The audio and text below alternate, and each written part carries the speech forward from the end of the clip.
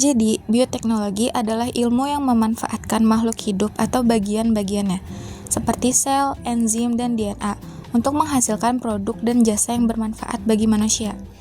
Ilmu ini menggabungkan prinsip biologi dan teknologi untuk meningkatkan kualitas serta jumlah produksi. Bioteknologi dibagi menjadi dua, yaitu konvensional dan modern. Bioteknologi konvensional itu menggunakan proses alami seperti fermentasi dengan bantuan mikroorganisme. Misalnya dalam pembuatan tempe, tape, yogurt, dan roti. Sementara itu, bioteknologi modern memanfaatkan rekayasa genetika atau manipulasi DNA untuk menghasilkan organisme dengan sifat unggul, seperti tanaman tahan hama, produksi insulin, dan pembuatan vaksin. Penerapannya mencakup bidang pangan, kesehatan, pertanian, industri, dan lingkungan, dengan tujuan meningkatkan kesejahteraan serta mengatasi berbagai masalah kehidupan. Etika dalam bioteknologi. Etika bioteknologi membahas tentang nilai moral dalam pengembangan dan penggunaan teknologi yang melibatkan makhluk hidup, seperti rekayasa genetika, cloning, bayi tabung, dan organisme hasil modifikasi genetik atau GMO. Beberapa isu etika utama dalam bioteknologi antara lain, yang pertama, rekayasa genetika manusia, yaitu manipulasi gen pada manusia, misalnya dengan teknologi seperti CRISPR-Cas9, menimbulkan pertanyaan tentang batasan perubahan gen, seperti apakah boleh mengubah gen hanya untuk kesehatan atau juga untuk meningkatkan kecerdasan dan penampilan. Yang kedua, cloning. Cloning makhluk hidup memunculkan perdebatan tentang identitas, hak asasi, dan martabat manusia. Yang ketiga, ada penggunaan hewan percobaan. Eksperimen pada hewan untuk penelitian obat dan vaksin sering diperdebatkan dari sisi kesejahteraan hewan. Yang terakhir ada hak atas informasi genetik. Data genetik seseorang dapat disalahgunakan, misalnya oleh perusahaan, asuransi, atau pihak tertentu. Lalu ada dampak sosial bioteknologi, ada dampak positif dan dampak negatif. Dampak positifnya yaitu 1. Penemuan vaksin dan obat untuk penyakit. 2. Produksi pangan lebih tahan hama dan kekeringan. 3. Peningkatan kualitas hidup melalui teknologi reproduksi seperti bayi tabung. 4. Mengatasi krisis pangan dengan tanaman hasil rekayasa genetik. Dan ada dampak negatifnya yaitu 1. Kesenjangan sosial karena teknologi mahal hanya bisa diakses halangan tertentu. 2. Ketergantungan petani pada perusahaan benih besar. 3. Potensi penyalahgunaan untuk senjata biologis. 4. Konflik dengan nilai budaya dan agama. Dan ada contoh kasusnya. Yang pertama, kasus bayi hasil rekayasa gen di Cina, tahun 2018. Seorang ilmuwan Cina mengedit gen bayi menggunakan teknologi CRISPR-Cas9 untuk membuatnya kebal terhadap HIV. Tindakan ini menuai ancaman internasional karena dianggap melanggar etika penelitian dan belum terbukti aman.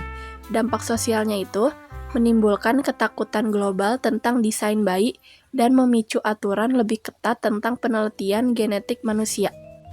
Dan ada contoh kasus yang terakhir, yaitu tanaman GMO oleh perusahaan multinasional. Beberapa perusahaan seperti Monsanto mengembangkan tanaman tahan hama dan herbisida. Dampak sosialnya itu meningkatkan hasil panen, namun memicu kontroversi karena petani harus membeli benih setiap musim, dan dikhawatirkan mengganggu keseimbangan ekosistem.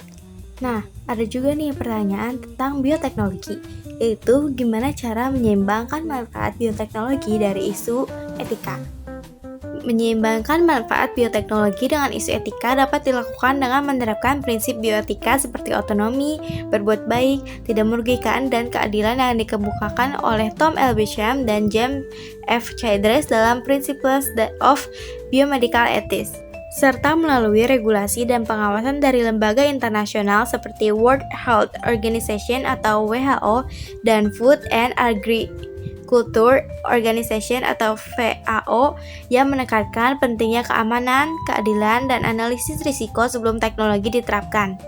Dengan adanya aturan yang jelas, uji keamanan ilmiah, transparansi kepada masyarakat, serta pembatasan pada penggunaan sensitif seperti pengeditan gen yang dapat diwariskan, bioteknologi dapat dimanfaatkan untuk meningkatkan kesehatan dan ketahanan pangan tanpa melanggar nilai moral dan keselamatan manusia.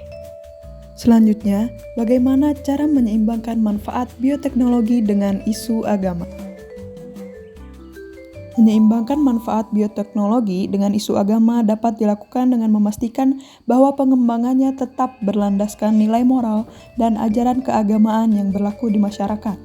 Hal ini dapat dimulai dengan dialog antara ilmuwan dan tokoh agama untuk membahas tujuan, proses, serta dampak dari suatu teknologi, sehingga tidak terjadi kesalahpahaman. Selain itu, bioteknologi sebaiknya difokuskan pada kemaslahatan seperti menyembuhkan penyakit, meningkatkan kualitas pangan, dan menjaga lingkungan karena tujuan tersebut sejalan dengan prinsip agama yang mengutamakan perlindungan kehidupan dan kesejahteraan manusia. Di Indonesia, lembaga seperti Majelis Ulama Indonesia atau MUI juga berperan dalam memberikan panduan atau fatwa agar produk bioteknologi sesuai dengan ketentuan agama. Dengan adanya pengawasan, regulasi, dan edukasi yang baik, manfaat bioteknologi dapat dirasakan tanpa mengabaikan nilai-nilai keagamaan. Pertanyaan selanjutnya, bagaimana cara menyeimbangkan manfaat bioteknologi dari keamanan masyarakat? Untuk menyeimbangkan manfaat bioteknologi dengan keamanan masyarakat, diperlukan pengawasan dan regulasi yang ketat dari pemerintah serta lembaga terkait.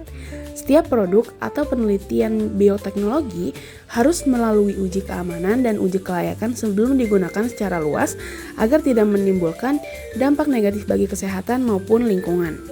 Selain itu, transparansi informasi kepada masyarakat juga penting agar tidak terjadi kesalahpahaman atau penyalahgunaan teknologi. Edukasi tentang manfaat dan risiko bioteknologi perlu diberikan supaya masyarakat dapat bersikap bijak. Dengan adanya kerjasama antar ilmuwan, pemerintah, dan masyarakat, manfaat bioteknologi dapat dimaksimalkan tanpa mengabaikan aspek keamanan dan etika. Nah, di sini terakhir ada kesimpulan. Kesimpulannya adalah bioteknologi membawa banyak manfaat bagi kesehatan, pangan, dan lingkungan. Namun, perkembangan ini juga menimbulkan isu etika, agama, dan keamanan masyarakat. Untuk menyeimbangkannya, diperlukan regulasi yang jelas, edukasi masyarakat, pengawasan ketat, serta pertimbangan nilai moral dan agama agar teknologi digunakan demi kesejahteraan bersama, bukan untuk merugikan umat manusia.